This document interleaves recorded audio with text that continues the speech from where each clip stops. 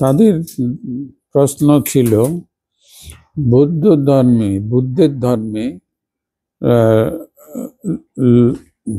মানে লৌকিকতা বা অলৌকিকতা এই নিয়ে কিছু মানে আমার অভিমতটা ব্যক্ত করা। তো সে প্রসঙ্গে আমি যা বলার ইচ্ছা করেছি, কিন্তু এটা দেখলাম যারা শ্রোতা ওখানে অনেকেই অংশগ্রহণ করেছেন এবং কিছু মুসলিম ধর্ম সম্প্রদায়ের লোক তাতে সংযুক্ত হয়েছেন। তো আমি যা বলেছি তার প্রেক্ষিতে আমাদের যারা জন্মগত হিসাবে আমরা নিজেদেরকে বৌদ্ধ বলে ধারণা বিশ্বাস করি, আমাদের যারা শ্রোতা তাদের পক্ষ থেকে প্রশ্নগুলো করা হয়েছে আমার আলোচ্য বিষয়ের আলোকে নয়। তারা বুদ্ধ জন্ম নিয়ে 7টি পদক্ষেপ দিয়েছিলেন, 7টি পদ্ম ফুটেছিল, এগুলোর তাৎপর্য কি?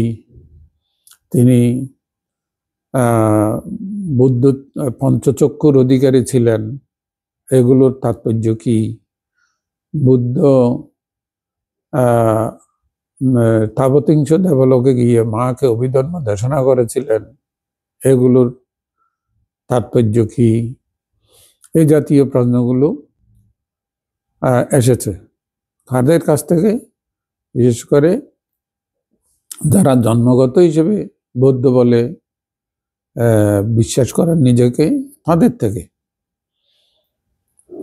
আর মুসলিম ভদ্রলোক যিনি প্রশ্ন করলেন, তিনি জানতে চাইলেন যে আমাদের বুদ্ধকে আমরা বইয়ের মাধ্যমে যেভাবে জানতে পারছি, তো কিন্তু আপনাদের বৌদ্ধ ভিক্ষুদের কথাবার্তা, আচার আচরণ, বৌদ্ধদের আচার আচরণে এটার আমরা প্রতিফলন দেখি না কেন? আপনারা নিশ্চয় জানেন, বুদ্ধের শিক্ষা উপদেশকে নিয়ে সারা পৃথিবীর মধ্যে নানা সম্প্রদায়ের মানুষেরা, চিন্তাবিদেরা, গবেষকরা নানা ধরনের বই লিখেছেন। নিশ্চয়ই উনি ওই ধরনের কিছু বই তিনি পড়েছেন। পরে বুদ্ধ ধর্ম সম্পর্কে তাঁর একটা জানার কৌতূহল এসেছে, বুদ্ধের শিক্ষা উপদেশগুলোর প্রতি তাঁর আস্থা বিশ্বাস উৎপন্ন হয়েছে বলে তিনি ওইভাবে প্রশ্নটা করেছেন। তাহলে দুই দিকের প্রশ্নের মধ্যে আপনারা কি বুঝতে পারেন? আমরা ছোটবেলা থেকে বুদ্ধির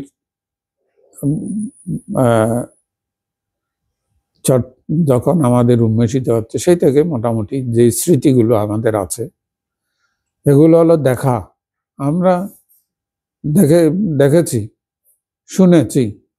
আমরা বিহারে গিয়ে আমাদের মা বাবাদের আচার অনুষ্ঠান দেখেছি, আমাদের পারিবারিক জীবনে বান থেকে আমন্ত্রণ করে এনে সূত্র পরিত্রাণ, পাঠ, সঙ্গদান ইত্যাদি আচার অনুষ্ঠান দেখেছি, বান্তেদের মুখের দেশনা আদি শুনেছি।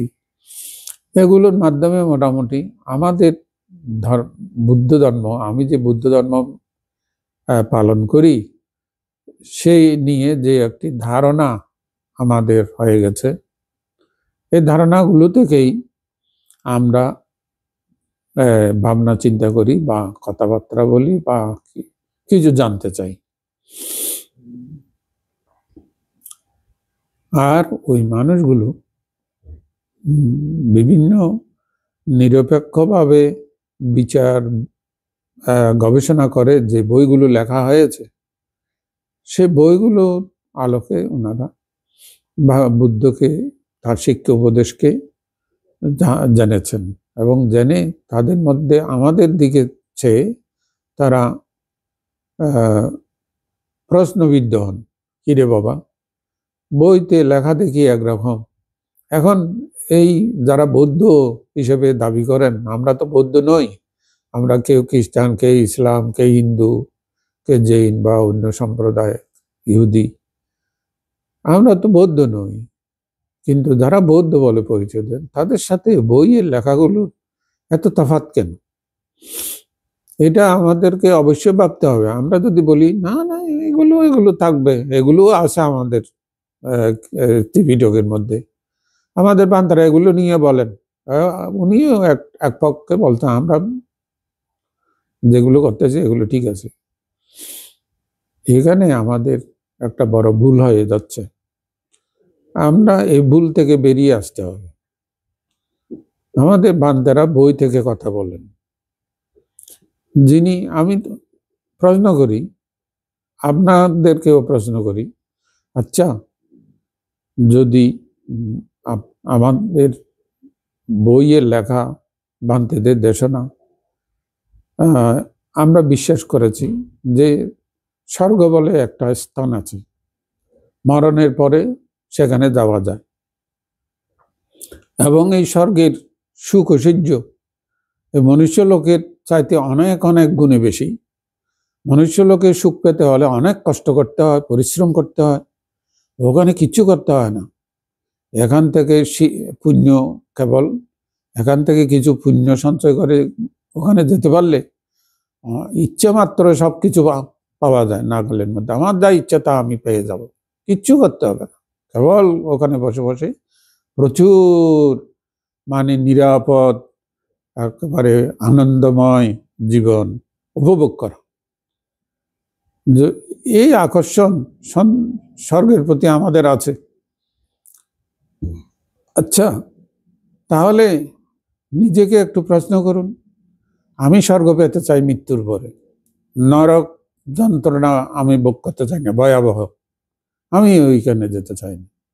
তাই যদি হয়, আপনি কিছু পুণ্য ইতিমধ্যে করে ফেলেছেন, এখন সেই পুণ্যকে সম্বল করে আপনি তাড়াতাড়ি মরে যান, মরবেন?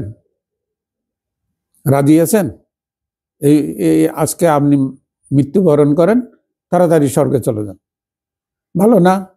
বেঁচে থেকে এত দুর্গতি এই পূর্ণ জীবন অতিবাহিত করার দরকার কি আছে বলেন না? আপনি রাজি থাকবেন?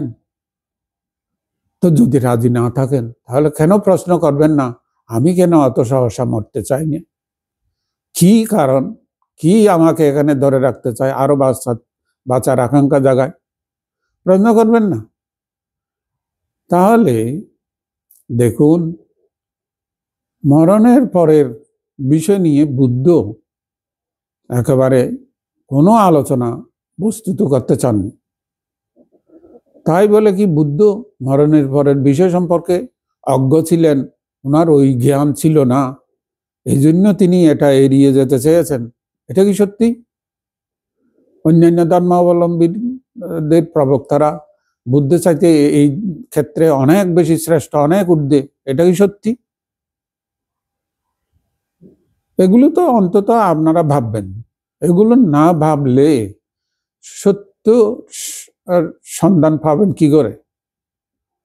আমাদের ভান্তেরা বইপত্রের লেখালেখিও আমাদেরকে যা উপহার দিচ্ছে বুদ্ধ সম্পর্কে, তার শিক্ষা আদর্শ সম্পর্কে, এগুলোকে প্রশ্ন করবেন না? যিনি বলছেন স্বর্গের এত আকর্ষণীয়তা, ওনাকে বলেন উনি তাড়াতাড়ি স্বর্গে চলে যাও। উনি কি যেতে চাইবেন? কেন চাইবেন না? প্রশ্ন করবেন না? আপনি কেন চাইবেন না? কেন আরো বাঁচতে চাইবেন? এই যে আমাদের মানে হাস্যকর মানসিকতা, বিনা প্রশ্নে আমরা যুগ যুগ অতিক্রম করে যাচ্ছি। কেউ 40, 50, 60, 70 বছর পর্যন্ত গত করে ফেললাম, কিন্তু কোনো প্রশ্ন করলাম না সত্যকে জানার জন্য, যেন আমি যা জেনেছি তাই সত্য, তারপরে যেন আর কিছু নাই, প্রয়োজনও নাই।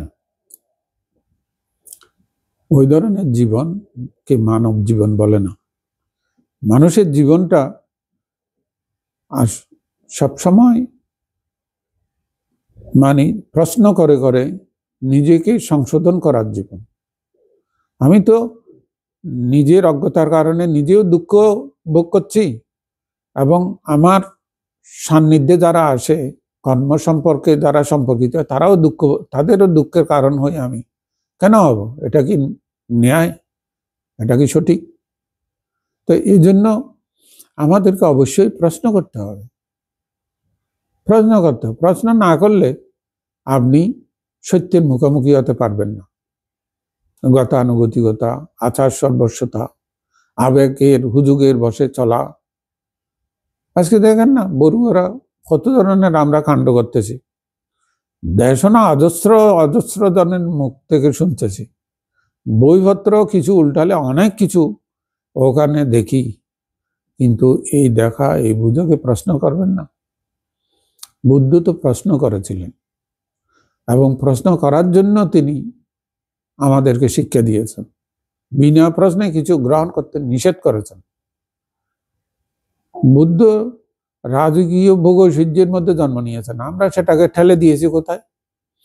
আমরা ঠেলে দিই উনি অতীত জন্ম জন্মান্তরে অনেক পুণ্য করেছেন বলে রাজকুলে জন্ম নিয়েছেন।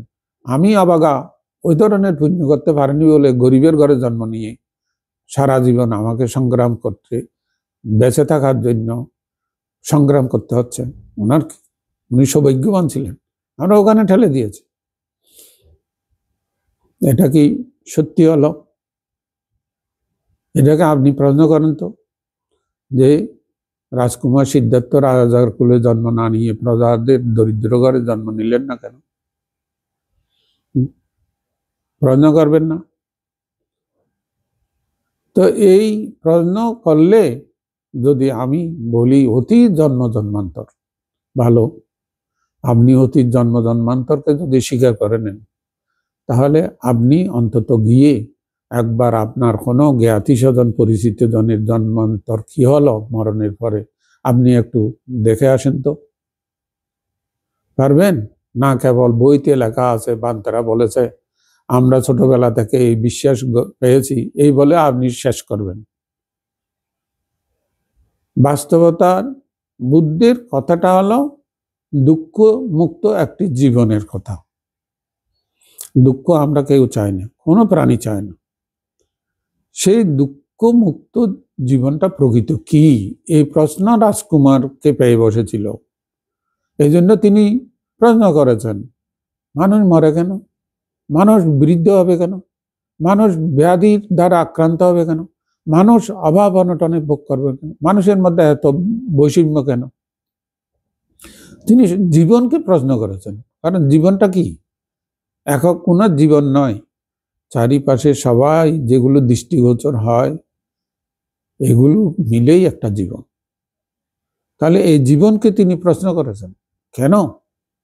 আমি এখন সুপুরুষ আছি, স্বাস্থ্যবান, আমি রাজকুমার, আমি এত সৌভাগ্যবান, কিন্তু আমার প্রাচীরের বাইরে এই দৃশ্য কেন? এই প্রাচীরের বাইরে এই বৈষম্য কেন? এই তফাৎ কেন? এমন প্রশ্ন করা কি পাগলের প্রশ্ন? এটা কি মূর্খের প্রশ্ন? কি বলেন আপনি? তাহলে বুঝতে হবে যে আসলে আমরা কাকে দিয়ে পরিচয় দিচ্ছি। আমরা বুদ্ধকে দিয়ে পরিচয় দিয়ে বৌদ্ধ বলছি, তাহলে আমাদের দায়িত্ব আছে আমরা বুদ্ধকে ভালো করে বুঝে নেওয়ার, তিনি আসলে কি ছিলেন। বুদ্ধের জীবনীটাকে গবেষণা করলে অনায়াসে আপনি তার উত্তর পেয়ে যাবেন। উনি জন্মগত হিসেবে আমি বলবো পার্থিবভাবে তিনি সৌভাগ্যবান। গরিবের গর্ভে জন্ম নিয়ে অন্ন, বস্ত্র, বাসস্থান, চিকিৎসা, শিক্ষা দীক্ষা অনেক অনটনে ভোগ করতে হয়। উনি 14 জন রাজার ঘরে জন্ম নিয়ে ওগুলোর কোনো যন্ত্রণা ওনাকে ভোগ করতে হয়নি, তিনি সেদিক থেকে সৌভাগ্যবান। আমি কেন হলাম না? আমি কেন রাজার ঘরে জন্ম নিলাম না? প্রশ্ন করেন না, অসুবিধা কি? উনি কেন ওখানে জন্ম নিলেন, আমি কেন হলাম না? এটাকে যদি বলি অতি জন্ম জন্মান্তরের পুণ্য, আপনি সেটা বলে বস্তুত আপনি সত্যের সাথে সম্পর্কিত হতে পারবেন না, মুখোমুখি হতে পারবেন না। তাহলে রাজা শুদ্ধোধন, রানী মহামায়া, তারা কি? তারা রাজা হলেন কি করে? তারা মানুষ, আমাদের মতো রক্ত মাংসের মানুষ। তাদেরও চিন্তা ভাবনা করার শক্তি তাদেরও ছিল, আমার যেমন আছে। তো কিন্তু তাদের ভাবনা চিন্তা তারা যেভাবে প্রয়োগ করেছেন সেইভাবে, মনে করেন রাজার ঘরে জন্ম নেওয়ার মধ্যে ওইগুলো কিছু দরকার হয়নি। একটা শিশু রাজার ঘরে জন্ম নিতে ওইগুলোর দরকার হয়নি। কিন্তু যে রাজা রানী এই শিশুকে জন্ম দিয়েছেন তাদের তো দরকার হয়েছে। আপনি জানতে চাইবেন না এটা? রাজা রানী, রাজাকে যুদ্ধ করতে হয়েছে তার রাজত্ব টিকিয়ে রাখার জন্য। এটা কি সুখ? এটা কি অনায়াসে পাওয়া যায়? না, কষ্ট করতে হয়েছে। রানী ওই তার রানীত্ব টিকিয়ে রাখার জন্য ওনাকেও সংগ্রাম করতে হয়েছে। তো রাজাও কেউ রোগে আক্রমণ করে, শত্রু আক্রমণ করে, রানীকেও রোগে আক্রমণ করে। রংমহলের মধ্যে, রাজমহলের মধ্যে, সেখানেও ঈর্ষা পরশ্রীকাতরতার চর্চা ওখানেও আছে, ওখানেও অর্থ সুখ নাই, ওখানেও দুঃখ আছে। তাহলে এইভাবে আপনি সত্যের মুখোমুখি হবেন। আপনি অজানা বিষয়কে নিয়ে মানে একেবারে ভয়ঙ্করভাবে উৎসাহিত হওয়ার চাইতে জানা বিষয়কে নিয়ে আপনি উৎসাহিত হন। কোনোটা সুখের নয়, রাজার জীবনও সুখের নয়, রানীর জীবনও সুখের নয়, আবার দরিদ্র প্রজার জীবনও সুখের নয়, দরিদ্র ঘরে জন্ম নেওয়া শিশুরও জীবন সুখের নয়। এই জন্য বুদ্ধ বলেছেন সাংকিত্যে না পাঞ্চ উপাদানাখ্যানটা দুঃখ।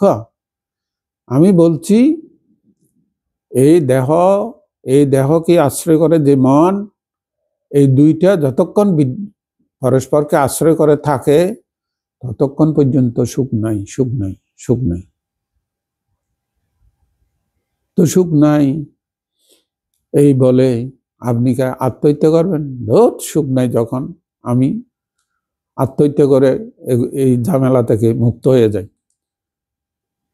এটার অবসান আমি ঘটিয়ে দিই। হ্যাঁ, করতে পারেন, কিন্তু এটা সত্যিকার অর্থে এইটা করে দিয়ে আপনি কি করলেন? আপনাকে এতদিন পর্যন্ত মা বাবা কষ্ট করে লালন পালন করেছে, গর্ভধারণ করেছে মা, কত কষ্ট করে আপনাকে এই পর্যন্ত এনেছেন। আত্মহত্যা করার মানে চিন্তা ভাবনা পর্যন্ত আপনার এই পর্যায়ে আপনাকে ভাবনা করার সামর্থ্য দিয়েছেন। তাহলে এই যে দিয়েছেন, আপনি যে আত্মহত্যা করে চলে যাবেন, আত্মহত্যা মহাপাপ বলে আমরা আরেক ধরনের ব্যাখ্যা দিই। কিন্তু মূলত এটা এই জন্যে মহাপাপ যে আপনি আত্মহত্যা করে এতগুলো মানুষের প্রতি আপনার যে দায়িত্ব ছিল, আপনি এদের কাছে যে ঋণী, আপনি ঋণটা শোধ করে এই জীবনের অবসানটা করছেন না। এই জন্য একে বলা হয় মূর্খতা। আপনি একদম মূর্খ অকৃতজ্ঞ ব্যক্তি হিসেবে আত্মহত্যা করতে চাচ্ছেন, এই জন্য এটা মহাপাপ। তাহলে এই কারণে আমাদের এই বিষয়গুলো আমরা এইভাবেই জীবনটাকে জানার জন্য চেষ্টা করতে হবে।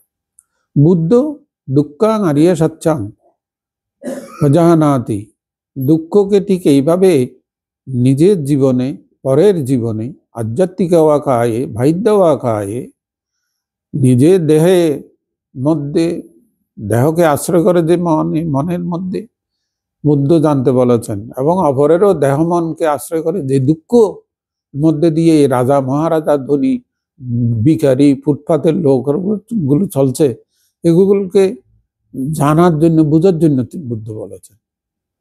এগুলোকে যদি আমরা ঠিক এইভাবে জানি, তাহলে বুদ্ধ দুঃখাং আরিয়া সচ্চাং পাজানাতি বলেছেন, এই পাজানাতি হবে। পাজানাতি মানে কি? দুঃখ থেকে পালিয়ে বেড়ানোর জন্য জানা নয়, দুঃখকে জয় করার জন্য জানা। একে বলা হয় পাজানা। আমি দুঃখটাকে জয় করব, কিভাবে জয় করব? আমার টাকা নাই, আমি টাকার কষ্টে আছি, ডাকাতি করব, এইভাবে জয় করব না। এটা এটা তো কোনো, আপনার যদি আপনি জ্ঞানী লোক হন, আপনি কোনোদিন এটাকে সমর্থন করবেন না। আপনি বলবেন যে নিয়মে দুঃখ আমার কাছে এসেছে আমার অজ্ঞতার কারণে, আমার অজ্ঞতার কারণে, আমি মনে করেন আমি গরিবের ঘরে জন্ম নিয়েছি, কিন্তু আমি অজ্ঞতার মধ্যে আছি। আমার দশা কি হবে?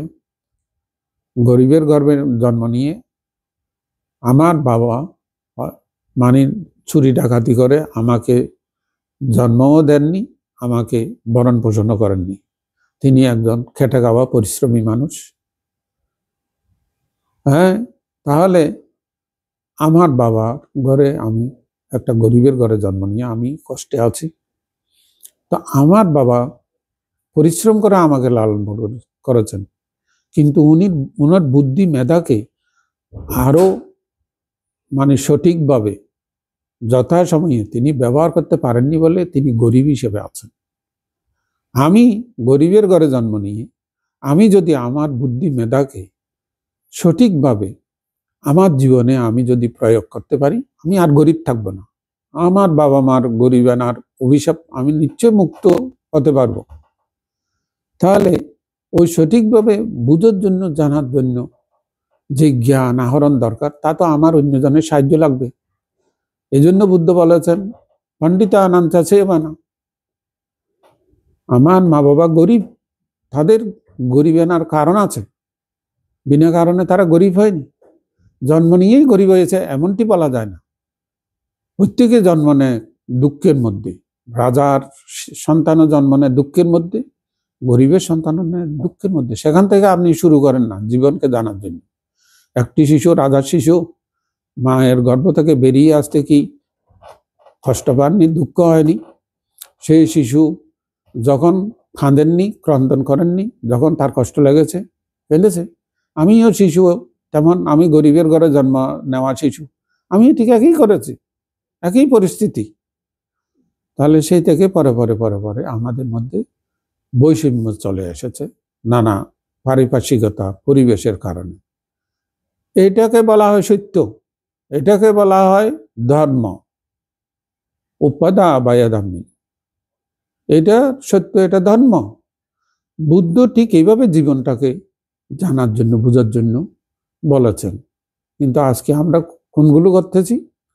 বুদ্ধ মায়ের স্বাভাবিকভাবে জন্ম না হয়ে ডান পাশে না বাম পাশে হয়েছে কেন?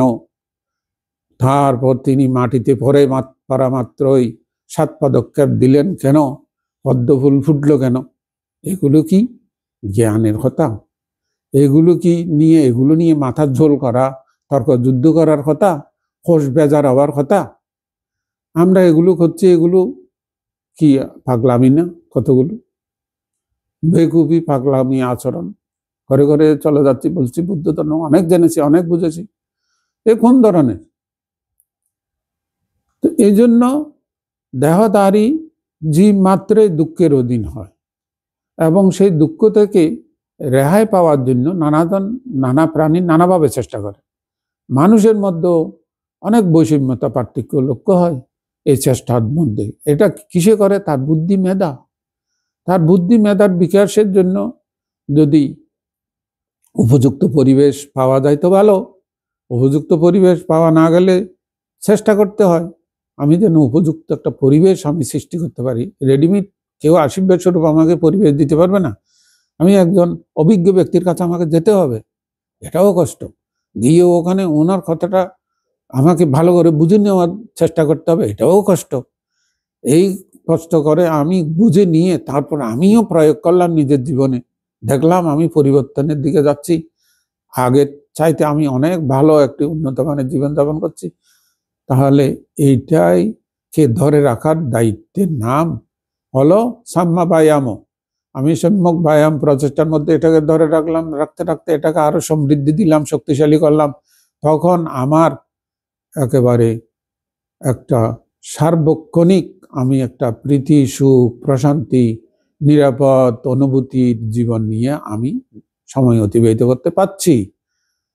আমার কোনো রকমের দুঃখ, কোনো বাইরের কোনো বাহ্যিক ঝামেলা আমার মনকে বিচলিত করতে পারে না, অশান্ত করে তুলতে পারে না, দুশ্চিন্তা অবসাদগ্রস্ত করতে পারে না, কোনো সমস্যা। আমি নিরপেক্ষভাবে আমি এটার মোকাবেলা করি নিজের জ্ঞান, বুদ্ধি, কৌশল দিয়ে। বুদ্ধ ৪৫ বছর ধরে বুদ্ধত্ব লাভের পর ওই ধরনের জীবনে যাপন করেছেন। এইকে বলছি আমরা সৌপদেশের নির্বাণ। এটা একটা আবিধানিক শব্দ, সৌপদেশের নির্বাণ মানে কি, এই দেহকে নিয়ে তিনি নির্বাণে অবস্থান করে চলে গেছেন ৪৫ বছর। বুদ্ধের জীবনে কি সংগ্রাম কম ছিল এই ৪৫ বছর? ঝুট ঝামেলা কি কম ছিল? কিন্তু এগুলোর মধ্যে তিনি নিব্বাণং পরমাং সুখং, পরম সুখ, পরম শান্তিময় জীবনের অধিকারী হয়ে তিনি গত করেছেন। এইটাই বুদ্ধ আমাদেরকে শিক্ষা দিয়েছেন।